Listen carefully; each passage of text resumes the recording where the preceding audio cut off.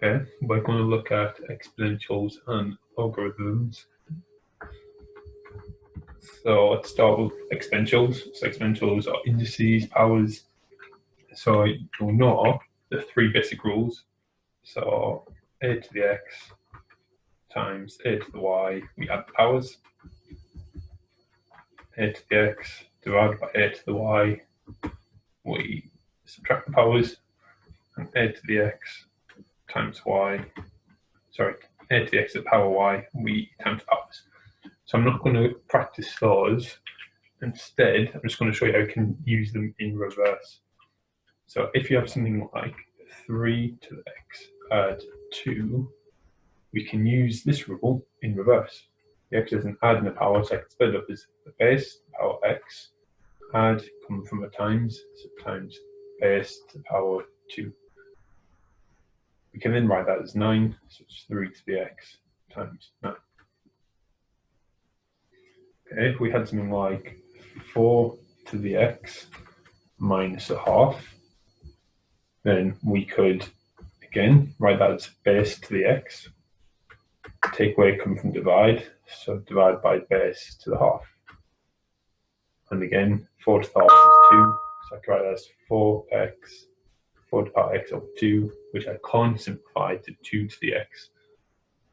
They're two different functions. Yeah, if you watch the other video on powers and roots, you'll know that.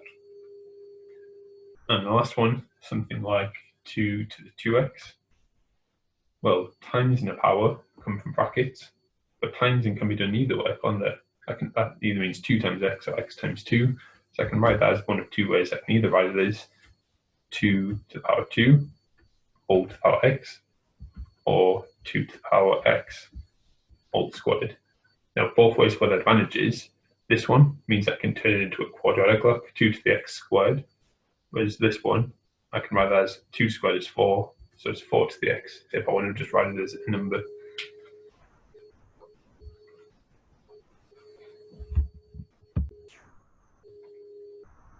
Okay, we have 3 equivalent log rules, which again, I'm not going to spend too much time writing.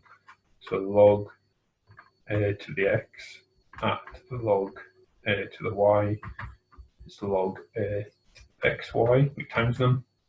Log a to the x, take away log a to the y is log a x over y, and a log a x to the n is n log x. So powers turn into times. Yeah, so these just come from the other 3 rules.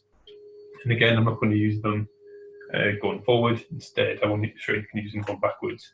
So if you had something like log 2 32x, well, there's a times in the middle there, so I can split it up into an add. So I can do log 2 32 add log 2x, and log 2 32 is just a number.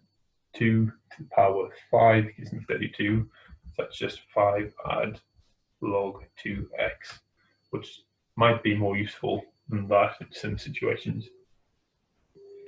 Okay, if I had something like log x cubed over y to the power 7, I could use these two rules combined to rewrite that as 3 log x minus 7 log y. And this one here, if I had log 25, well, like fractions, we like writing fractions as simple as possible. Yeah, so instead of having something like 25 over 500, we would simplify that as much as we can to 1 over 20. Yeah, we prefer smaller numbers to bigger numbers. So that's the same with logs. So 25, well, that's just 5 squared, isn't it? And 2 can go to the front, so 2 log 5. So 2 log 5 we class as more simplified than log 25, because these numbers here are more simple than 25. And similarly, sometimes we don't like fractions in our logs, so that just means log 5 to the minus 1 and the power goes to the front, that's just minus ln 5 minus log 5. Yes, that's how we can use the log rules in reverse.